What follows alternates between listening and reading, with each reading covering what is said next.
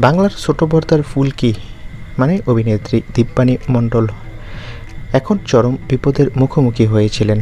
গাড়ি দুর্ঘটনায় মাথায় আঘাত পায়, ঘাড়ে প্রবল ব্যথা, চিকিৎসকের তত্ত্বাবধানে রয়েছেন তিনি।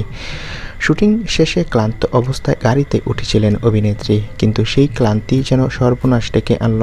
চালক ঘুমিয়ে পড়ায় মিনি ট্রাকের সঙ্গে জোর ধাক্কা। তবে সৌভাগ্য, পিছনের গাড়িতে থাকা এক চিকিৎসক এগিয়ে আসেন। দীপানি কৃতজ্ঞ কণ্ঠে বলেন, ডক্টর আঙ্কেল না থাকলে হয়তো এত সহজে আমরা বাঁচতাম না। গাড়ির অবস্থা দেখে অনুমান করা যাচ্ছে অল্পের জন্যই প্রাণে রক্ষা পেয়েছে ফুলকি। অভিনেত্রী বলেন, আমরা বারবার ওনাকে সতর্ক করার পরও উনি তা মানতে নারাজ ছিল। অভিনেত্রী বলেন, কৃষ্ণ ঠাকুরই তাকে বড় বিপদ থেকে রক্ষা করেছেন। আপাতত বিশ্রামে থাকলেও ভক্তদের কাছে খবর গিয়েছে।